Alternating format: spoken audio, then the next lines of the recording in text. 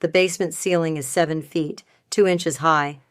I know because I've measured it 17 times with my eyes while lying on this air mattress, staring up at the water stain that looks like a dead bird.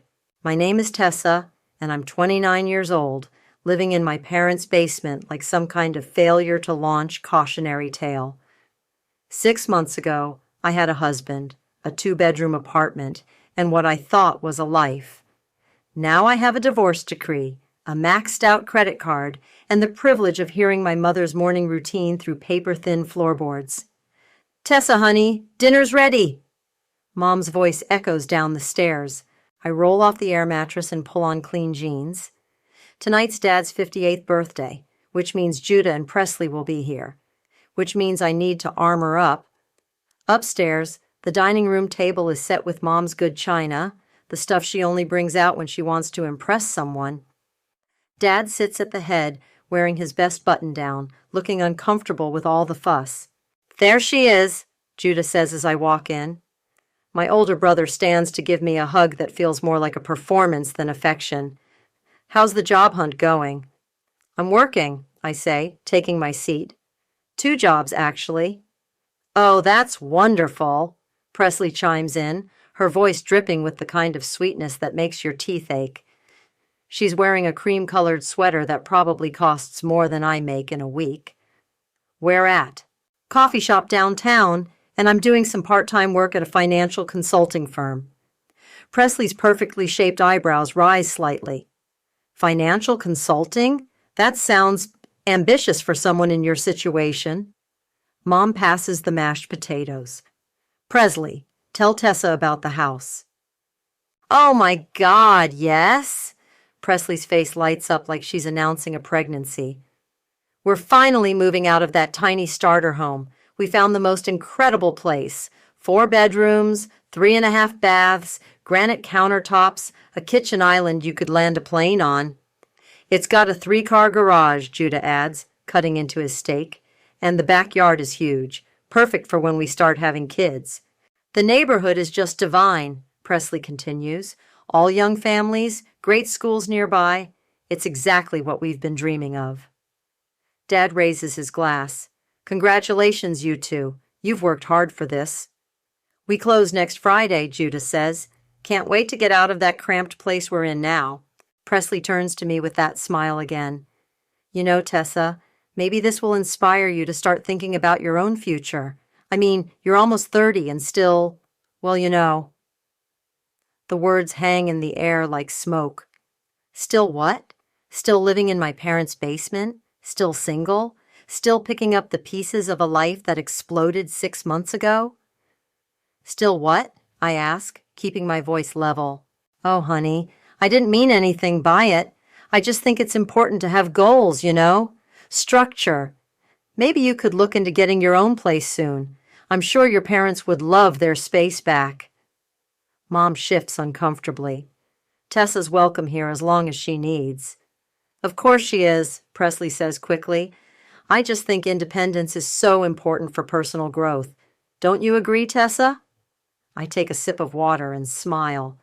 "Absolutely." "The house we're buying," Judah says, "it's in Willowbrook. You know that development they built where the old Miller farm used to be?" "Beautiful area," Dad says. "Those houses are going fast."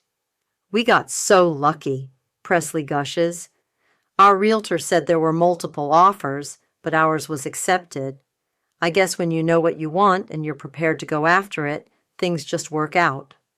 She looks directly at me when she says this. "That's wonderful," I say.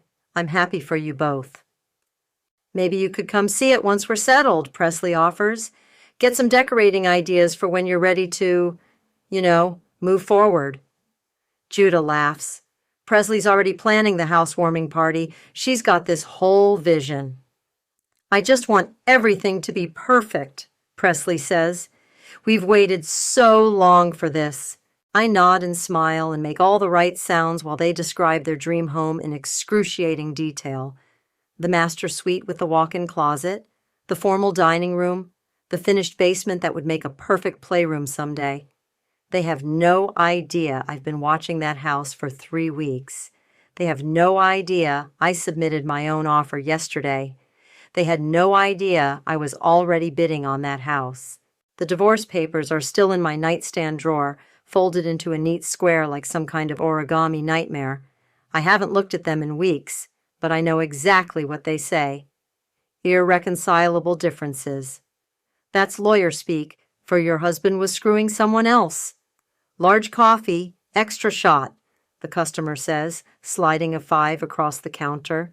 I punch it into the register at Grind Coffee, my morning job. It's 6:47 a.m., and I've been here since opening. The early shift pays better, and I need every dollar I can get. Tessa, right? The customer is a woman about my age with perfectly blown-out hair. I'm Skylar. I do hair at the salon next door. Nice to meet you. You too. Hey, I don't mean to be nosy, but are you okay? You look like you haven't slept in days. I hand her the coffee. Just tired. If you ever want to talk, I'm usually next door until 6. Sometimes it helps to vent to a stranger. She leaves a $2 tip and walks out. I watch her through the window, wondering what it's like to be the kind of person who offers help to strangers. By noon, I'm at Turner Financial Consulting, filing paperwork and answering phones. It's not glamorous, but Wyatt, one of the consultants, has been teaching me about investments during slow periods. So if I had, say, $50,000, I say, organizing client files, what would you do with it? Wyatt looks up from his computer. Hypothetically? Hypothetically. Depends on your timeline, short-term or long-term goals. Short-term, like really short-term. He leans back in his chair. Real estate. Market's hot right now, especially if you can pay cash. Skip the mortgage, avoid the interest, and you've got immediate equity. What about bidding wars? Go in strong. No contingencies if you can swing it. Cash talks. I nod, filing another folder. Good to know. Tessa, can I ask you something? Sure. Why are you really asking about this? You working on some kind of investment plan? I shrug. Just curious about how money works. I never really had to think about it before. That's not entirely true. I've been thinking about money constantly since Marcus left, about how he cleaned out our joint savings account before I even knew he was gone, about how he moved in with his new girlfriend, Presley's cousin Amber, 2 weeks after our divorce was finalized. Amber, sweet, bubbly Amber, who works at the boutique downtown and posts Instagram stories of their weekend trips to wine country.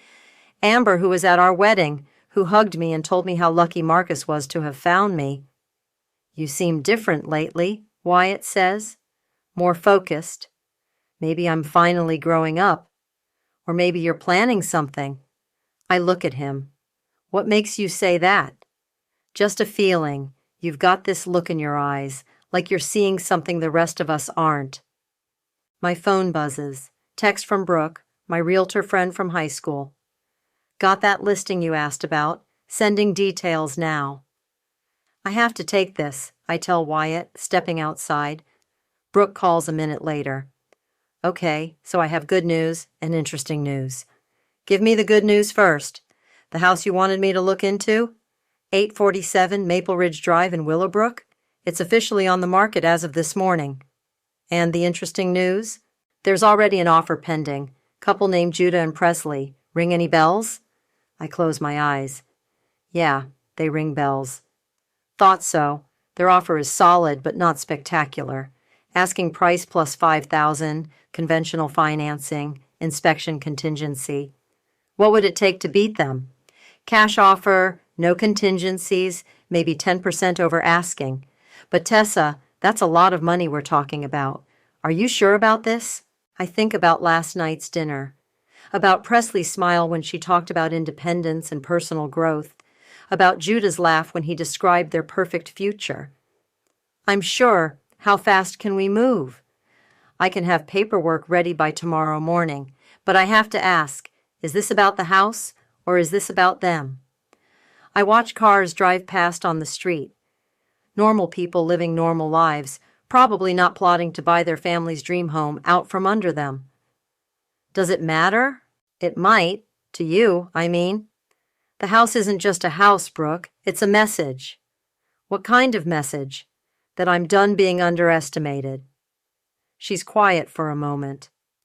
Okay, I'll draw up the offer, but Tessa, make sure you're ready for whatever comes next. I hang up and go back inside. Wyatt's watching me through the window. Everything okay? He asks. Everything's perfect. You sure about that? I sit down at my desk and pull out my real estate study materials. I've been working toward my license for 3 months now, studying every night after my parents go to bed. Wyatt, what's the most important thing to remember about making an offer on a house? Don't get emotional. It's just business. I highlight a passage about competitive bidding strategies. Right, just business. Mom, you have to see this kitchen. Presley's voice echoes through my phone speaker as she FaceTimes with my mother. I'm sitting at the top of the basement stairs, listening. Oh, honey, it's gorgeous, Mom gushes. Look at those countertops. I peek around the corner. Mom's holding her phone up, watching Presley give a virtual tour of 847 Maple Ridge Drive, my house. Well, it will be. And this is the master bedroom, Presley continues, her voice breathless with excitement. Can you imagine? We'll finally have space for a king-size bed and a proper dresser. When do you close again? Mom asks. Next Friday. I can barely contain myself. Judah's already talking about which room will be the nursery. I slip back downstairs and grab my laptop. Brooke's email is waiting with the contract details. Tessa, offer ready for review. $485K, all cash, no contingencies, 7-day close. This is aggressive. Call me. I dial her number. You sure about this? Brooke asks without preamble. Completely sure. Okay, but I need to tell you something. I know their realtor, Janet. We've worked together before. She's good, but she's also chatty. What does that mean? It means she might have mentioned to me that her clients are feeling pretty confident about their offer. They think they're the only serious buyers. Are they? As of yesterday, yes, but that changes today if you sign this. I stare at the contract on my screen. It represents almost everything I have, my divorce settlement, the money I've been saving from both jobs, the small inheritance from my grandmother that I never touched. Brooke, can I ask you something? Shoot. Do you think I'm crazy? She's quiet for a moment. I think you're hurt, and I think you're angry, but crazy? No, I've seen crazy. This is calculated. Is that better or worse? Depends on what you're trying to accomplish. I think about Presley's voice upstairs, planning her perfect life in what she thinks is her perfect house. I'm trying to level the playing field. Then sign the contract. I'll submit it this afternoon. After we hang up, I sit in the basement silence. The water stain on the ceiling seems bigger today, spreading like spilled ink. My phone buzzes. Text from Judah. Family lunch, Sunday. Presley wants to celebrate the house. I type back. Wouldn't miss it. Sunday comes faster than I expected. We're at Romano's, the Italian place Mom loves because they give you free breadsticks. Presley's wearing a new dress, probably bought to celebrate their impending home ownership. So the inspection is scheduled for Wednesday, Judah says, twirling pasta around his fork. Just a formality, really. The house is only 3 years old. And the appraisal? Dad asks. Thursday. Our lender says it should be smooth sailing from here. Presley reaches across the table and squeezes Judah's hand. I keep having dreams about decorating the living room. I'm thinking soft grays and whites, maybe some navy accents. Sounds lovely, Mom says. Tessa, you're quiet today. I look up from my salad. Just listening. You should come see the house once we move in, Presley offers. Maybe it'll inspire you to start looking for your own place. Maybe. I mean, not that there's any rush, she adds quickly.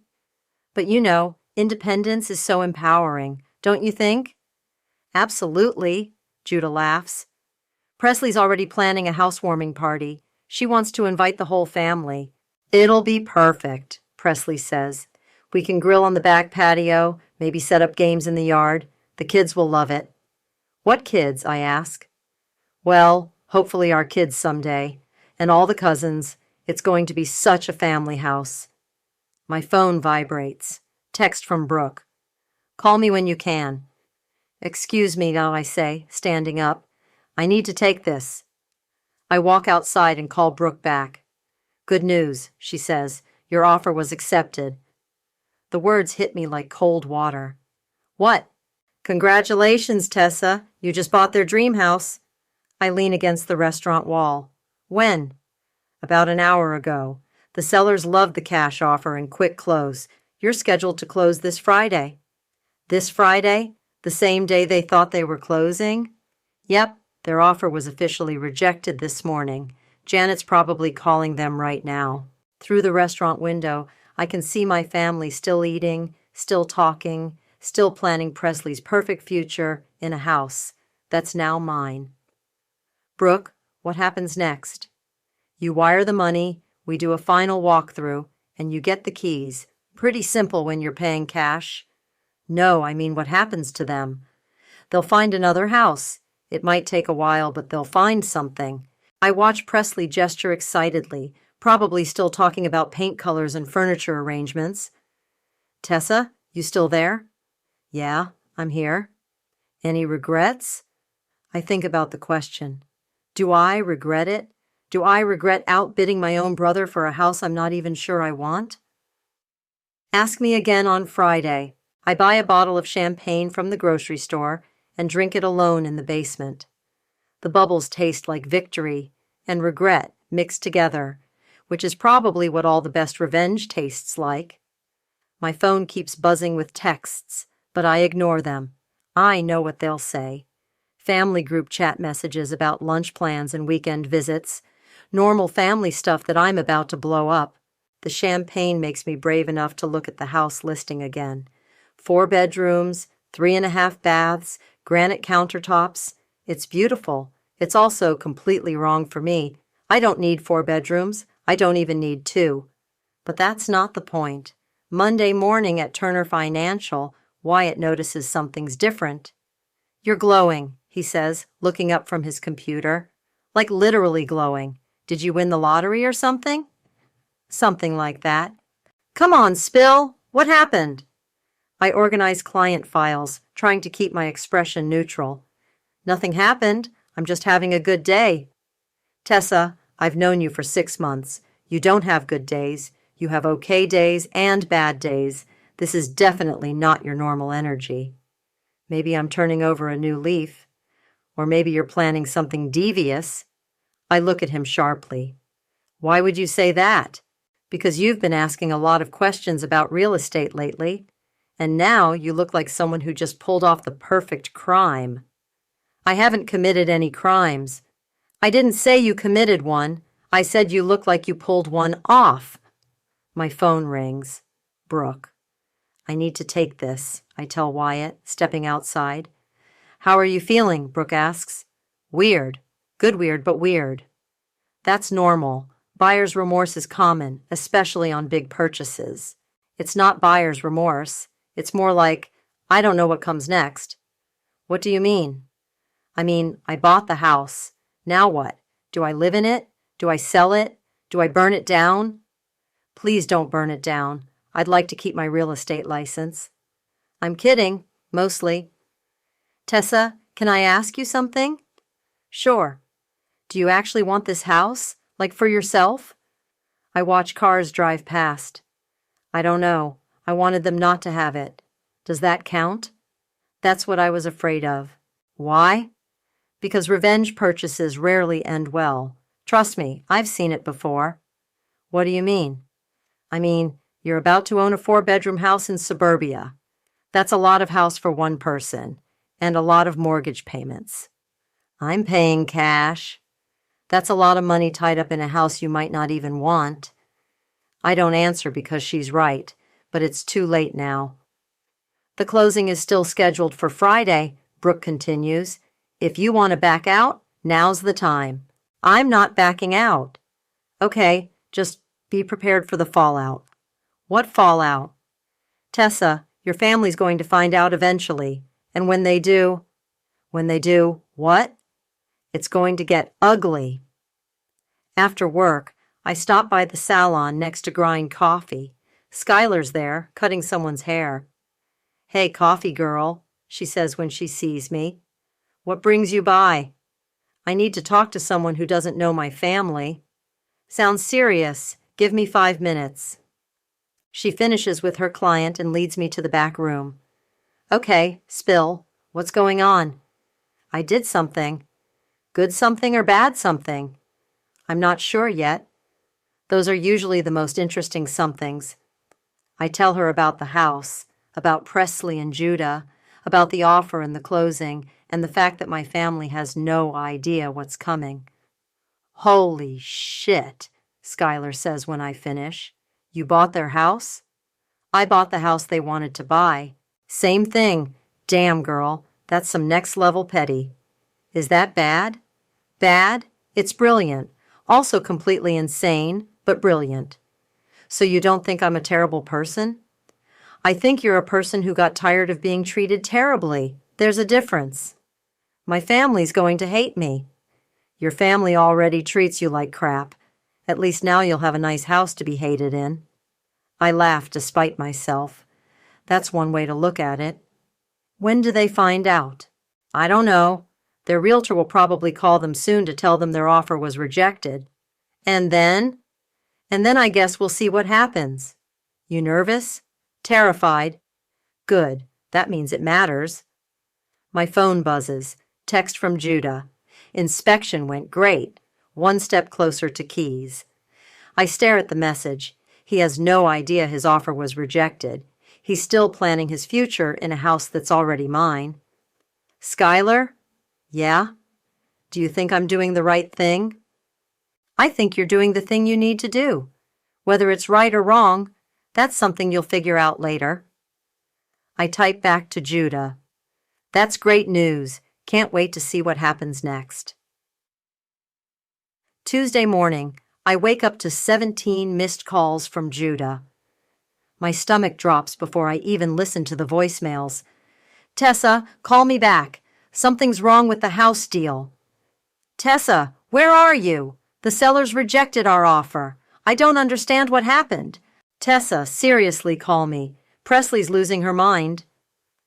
I don't call back. Instead, I get dressed and go to work like it's any other day. At Grind Coffee, I'm making lattes on autopilot when Skylar walks in. "You look like death," she says, ordering her usual. "Thanks. That's exactly what I was going for."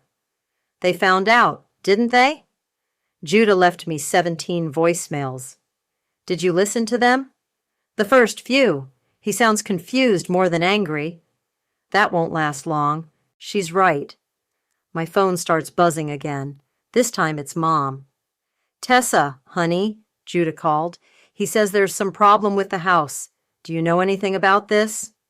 "What kind of problem?" "He said their offer was rejected, but that doesn't make sense. They were already approved for the loan." "Maybe someone else made a better offer." "That's what I told him. These things happen in real estate, right?" "Right." "He wants to have lunch today, family meeting. Can you make it?" I close my eyes. "Sure, Mom. I'll be there." "Good. Romano's at noon. We'll figure this out together." After she hangs up, Skylar raises an eyebrow. "Family meeting?" "Apparently." "You going to tell them?" "I don't know. Maybe I should let them figure it out on their own. Or maybe you should rip the Band-Aid off, get it over with. What if they never forgive me? What if they don't deserve your forgiveness?" At Turner Financial, Wyatt's waiting for me with coffee and a concerned expression. "You look terrible," he says. "So I've been told." "Want to talk about it?" "Not really." "Is this about that mysterious good mood you were in yesterday?" I sit down at my desk and turn on my computer. "Maybe." "Tessa, what did you do?" "Why does everyone assume I did something?" "Because you're acting like someone who did something big and is now having second thoughts about it." "I'm not having second thoughts." "No?" "I'm having third and fourth thoughts." He laughs. "That's worse." "I know. You want some advice?" "Not particularly." "I'm going to give it anyway. Whatever you did, own it. Don't apologize for making a decision that felt right at the time. What if it wasn't right? Then you'll deal with the consequences. But don't let other people make you feel guilty for protecting yourself. How do you know I was protecting myself? Because I know you, and I know you don't do anything without a good reason. My phone buzzes. Text from Brooke. Closing is still on for Friday. You sure you're ready for this? I type back, as ready as I'll ever be. This might not end the way you think, she responds. What do you mean? I mean, revenge has a way of backfiring. Just be prepared. At Romano's, the whole family's already seated when I arrive. Judah looks like he hasn't slept. Presley's eyes are red and puffy. Mom and Dad look confused and worried. There she is, Judah says as I sit down. Maybe you can help us make sense of this. Make sense of what? The house deal fell through, Presley says, her voice shaky. Our realtor called yesterday. She said the sellers accepted another offer. I'm sorry to hear that, but it doesn't make sense, Judah continues. We were pre-approved. Our offer was solid. Janet said the sellers seemed happy with it. Maybe someone offered more money, I suggest. That's what we thought. But Janet said it was a cash offer, no contingencies, way over asking price. Who has that kind of money? Mom asks. Someone who really wanted the house, I say. Presley wipes her eyes with a napkin. We already gave notice on our apartment. We have to be out by the end of the month. You'll find another house, Dad says gently. But we loved that house, Presley says. It was perfect for us. The neighborhood, the schools, everything. There will be other houses, Mom says. Not like that one, and not in our price range. The market's crazy right now. Judah runs his hands through his hair. I just don't understand who would pay that much over asking price. It's insane. Maybe someone with more money than sense, I say. Or someone who really wanted to make sure they got it, Wyatt's voice echoes in my head. The worst part, Presley continues, is that we'll probably never even know who bought it. Janet said the buyer wanted to keep it confidential. That's weird, Mom says. Not really, I say. Some people value their privacy. I guess, Judah says. It just feels personal, you know, like someone specifically wanted to take it away from us. That's paranoid, Dad says. Is it, though? Presley asks. I mean, who else would pay that much over asking price unless they had some kind of agenda? The table goes quiet. Everyone's thinking the same thing, but no one wants to say it out loud. Well, Mom finally says, whoever bought it, I'm sure they had their reasons. I just hope they're happy, Presley says bitterly. I hope it was worth it. I take a sip of water and meet her eyes across the table. I'm sure it will be. Friday comes like a storm. I've been watching on the horizon for days. I close on the house at 10 a.m., sign papers for 20 minutes, and get handed keys to a life I'm not sure I want. Brooke walks me to my car afterward. How do you feel? Like I just bought a very expensive middle finger. That's one way to put it. When do you think they'll find out it was me? Probably soon. Janet's not great at keeping secrets. I drive to Turner Financial in a daze. The keys feel heavy in my pocket, like they're made of lead instead of metal. You look like you've seen a ghost, Wyatt says when I walk in. I bought a house today. What? When? You didn't tell me you were house hunting. It's complicated. How complicated? Remember that hypothetical $50,000 we talked about? Yeah.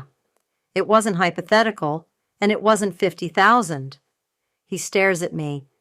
Tessa, what did you do? Before I can answer, my phone rings. Mom. Tessa, we need you to come home. Right now. What's wrong? Just come home, please? The line goes dead. I have to go, I tell Wyatt. Tessa, wait. What's going on? I think I'm about to find out. I drive home with my hands shaking on the steering wheel. When I pull into the driveway, Judah's car is already there. Inside, the whole family's gathered in the living room. The atmosphere feels like a funeral. Sit down, honey, Mom says, patting the couch next to her. What's going on? Janet called, Judah says. His voice is flat, emotionless. She told us who bought the house. My stomach drops. Oh. Oh? Presley's voice is sharp. That's all you have to say? Presley, let's stay calm, Dad says. Calm? She bought our house, Dad.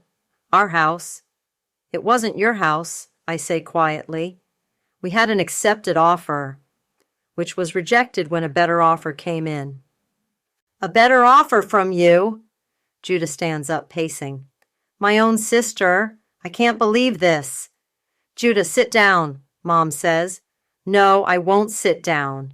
Do you know what you've done, Tessa? Do you have any idea? I bought a house. You sabotaged us. You deliberately went behind our backs and stole something you knew we wanted. I didn't steal anything. I made a legitimate offer. With what money? Presley demands. You work at a coffee shop and live in your parents' basement. Where did you get that kind of cash? That's not your business. It is when you use it to screw over your own family. Mom holds up her hand. Everyone needs to calm down. I'm not calming down, Presley says, tears streaming down her face. Do you know what this means? We gave notice on our apartment. We have nowhere to live. You'll find another place, I say. Another place? Do you know how long we looked for that house? How perfect it was for us? It's perfect for me, too. You don't even want it, Judah shouts. You bought it to hurt us. Maybe I did. So what? The room goes silent. Even I'm surprised by my honesty. So what? Mom repeats. Tessa, how can you say that? Because it's true. You want to know why I bought that house? Because I'm tired of being treated like a failure. I'm tired of Presley's little comments about my life. I'm tired of being the family disappointment. Nobody thinks you're a disappointment, Alva, Dad says. Really? Because Presley sure has a lot of opinions about my living situation and my lack of ambition. I was trying to help you, Presley says. No, you were trying to make yourself feel superior, and it worked until today. This is insane, Judah says. You bought a house you don't want just to spite us? Who says I don't want it? Do you? I look around the room at their faces. Mom looks heartbroken. Dad looks confused. Judah looks furious. Presley looks devastated. I want you to know what it feels like, I say finally. What feels like? Mom asks. What it feels like to have something you want taken away from you. Tessa, Dad says gently, what are you talking about? I'm talking about Marcus. I'm talking about how he left me for Presley's cousin. I'm talking about how nobody in this family seemed to care that my marriage fell apart. That's not true, Mom says. Isn't it? When was the last time anyone asked how I was doing? Really asked, not just made polite conversation. We care about you, Judah says. You care about the version of me that doesn't embarrass you, the version that has her life together and doesn't live in basements. So you bought our house? Presley asks. I bought a house. It was never yours. Judah pulls out his phone. I'm calling Janet. There has to be a way to reverse this. There isn't, I say. I closed this morning. Then sell it to us. No. Tessa, please, Mom says. Think about what you're doing to this family. I'm doing what you all taught me to do. I'm looking out for myself. I stand up and walk toward the door. Where are you going? Dad asks. Home. This is your home, Mom says. I pull the keys out of my pocket and hold them up. Not anymore. I guess I'm done playing house. The house is empty and echoes when I walk through it. Every footstep sounds like an accusation. The granite countertops Presley loved so much are cold under my fingertips. My phone hasn't stopped buzzing since I left my parents' house. 17 texts from Mom, 12 from Judah, and 1 from Dad that just says, please come home so we can talk. I don't go home. Instead, I sit on the floor of what was supposed to be Presley's dream kitchen and order pizza. The delivery guy looks confused when he pulls up to this beautiful house and finds me sitting on the floor eating pepperoni slices out of the box. Nice place, he says. Thanks. It's new. You just move in? Something like that. After he leaves, I walk through every room. 4 bedrooms, 3.5 baths, a master suite with a walk-in closet bigger than my basement bedroom, a finished basement that would make a perfect playroom someday for someone else's kids. My phone rings. Wyatt. "Where are you?" he asks. "My house?" "Your house?" "Tessa, what the hell is going on?" "I bought the house my brother and his wife wanted, the one they were going to close on today." Silence. "Wyatt?" "I'm here. I'm just processing." "Say something." "I don't know what to say. That's either the most brilliant thing I've ever heard or the most destructive." "Probably both." "Why?" "Because they've been treating me like garbage for months, years, actually, and I got tired of it." "So you bought their house?" "So I bought their house." "Tessa, that's a lot of money to spend on revenge." "It's my money." "I know it's your money, but is it worth it?" I look around the empty living room. "Ask me in a year." "Your family must be devastated." "My family will survive." "Will you?" I don't answer because I don't know. Saturday morning, Mom shows up at my door. She looks like she hasn't slept. "Can I come in?" "It's your choice." She walks through the house slowly, taking in every detail: the kitchen island, the hardwood floors, the bay window in the living room. "It's beautiful," she says finally. "Presley picked well. Tessa, you have to give them this house." "No, I don't. They have nowhere to live. Their apartment lease is up in 2 weeks. They'll figure it out." "How can you be so cold?" "I learned from the best." She sits down on the floor next to me. "What does that mean?" "It means you all taught me that family comes second to appearances, that success matters more than kindness, that it's okay to kick someone when they're down as long as you do it with a smile." "That's not true." "Isn't it? When's the last time you defended me when Presley made one of her little comments?" "She wasn't trying to hurt you. She was trying to make herself feel better by making me feel worse, and you let her. I thought it would motivate you."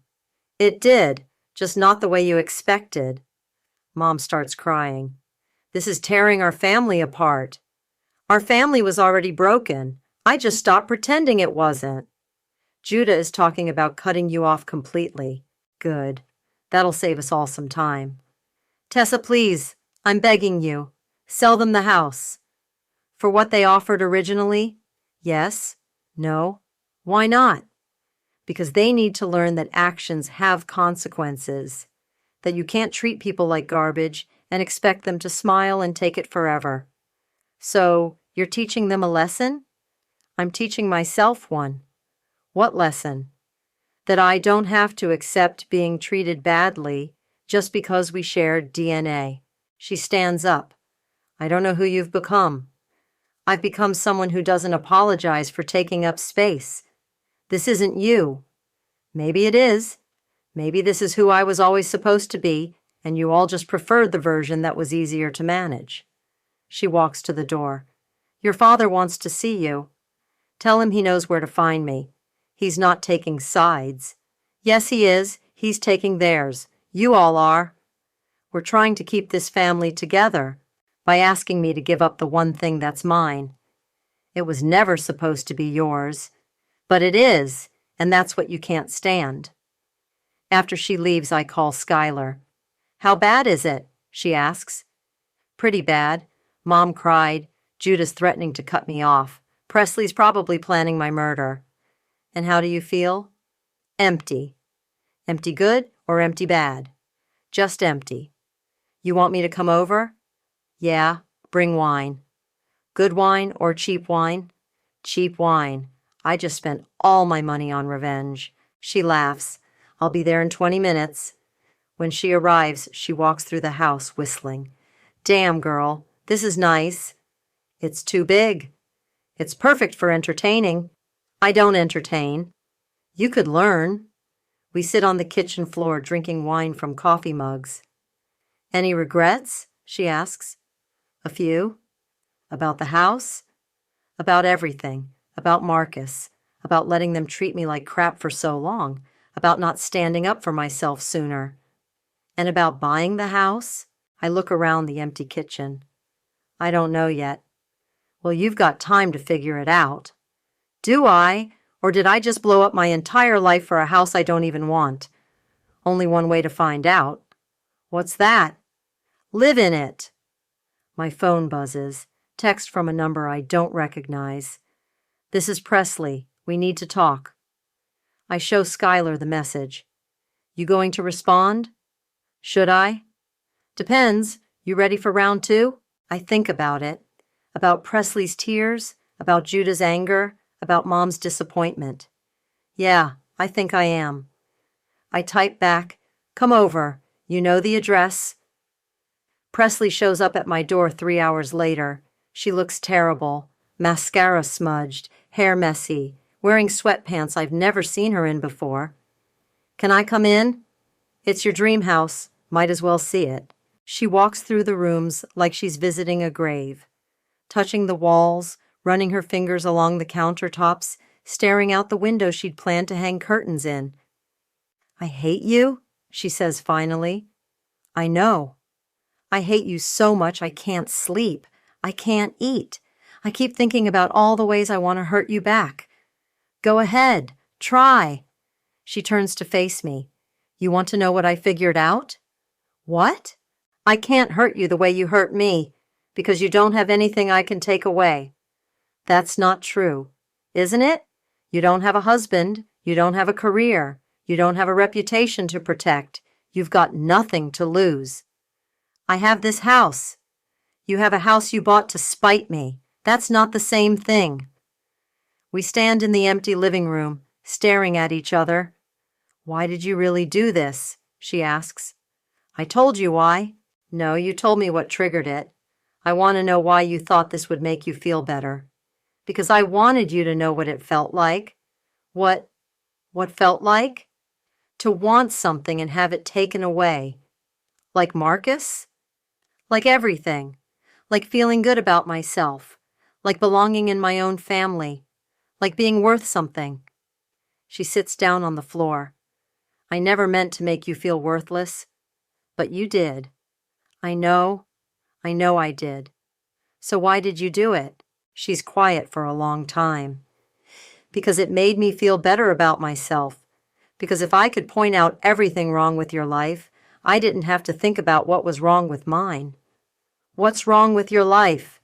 You're married to my successful brother. You have a great job. You're beautiful and smart. And everyone loves you. Everyone loves the version of me that has everything figured out. But I don't have everything figured out. I'm terrified all the time. Of what? Of not being enough. Of Judah realizing he made a mistake. Of failing at being the perfect wife and daughter-in-law. Of everyone seeing through the act. So you made me your punching bag. Yeah, I did. And I'm sorry. Sorry doesn't give me back the last year of feeling like garbage at every family dinner. I know. Sorry doesn't undo the damage. I know that too. My phone buzzes. Text from Wyatt. How are you holding up? I type back, still figuring it out. Want company? Maybe later. Who's that? Presley asks. A friend. The guy from your work. How do you know about him? Your mom mentioned him. She said he seems nice. He is nice. Are you dating him? I don't know. Maybe. It's complicated. Because of Marcus? Because of everything. Because I don't trust easily anymore. I don't blame you. We sit in silence for a while. Tessa? Yeah?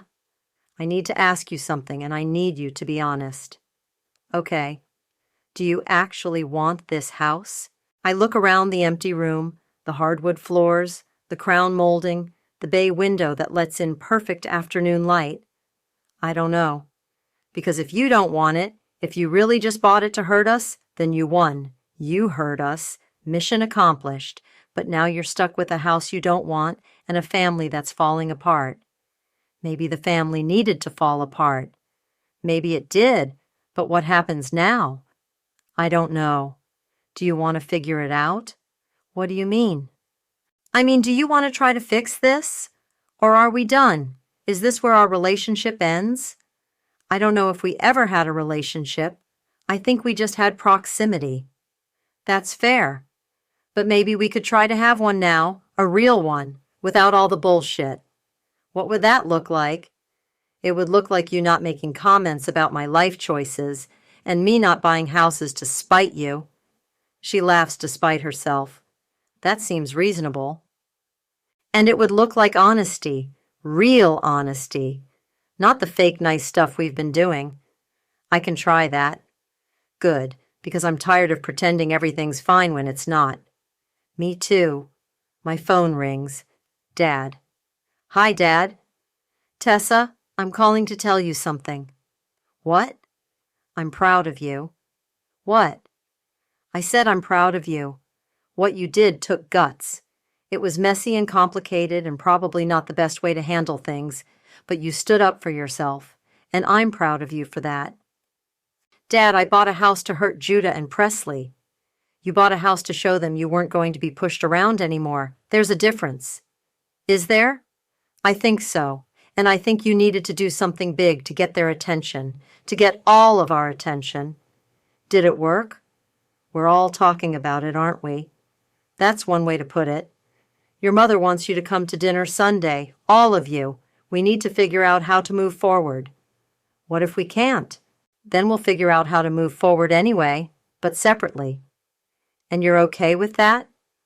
I'm okay with whatever makes you happy, Tessa. I should have said that a long time ago. After he hangs up, Presley looks at me. Your dad's a good man. Yeah, he is. So what now?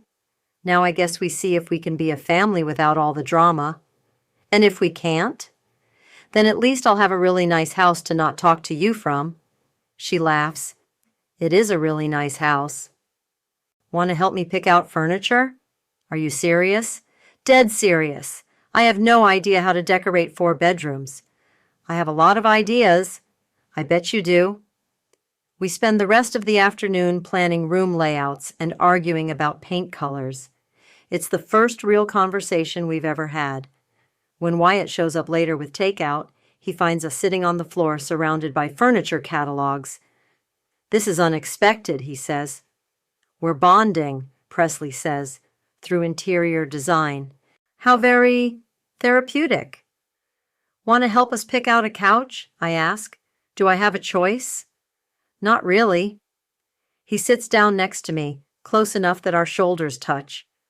For what it's worth, I think you did the right thing. Even though it was petty and expensive and probably unnecessary, especially because it was petty and expensive and probably unnecessary. Sometimes you have to blow things up before you can rebuild them. Is that what we're doing? Rebuilding? I don't know. Are we? I look around the room. At Presley, who's actually smiling for the first time in days. At Wyatt, who stuck around even after I told him I bought a house for revenge. At the empty space that's mine, finally mine, to fill however I want. Yeah, I think we are. Revenge doesn't rebuild what they broke, but it does clear the land, and sometimes you need rubble before you can lay foundation.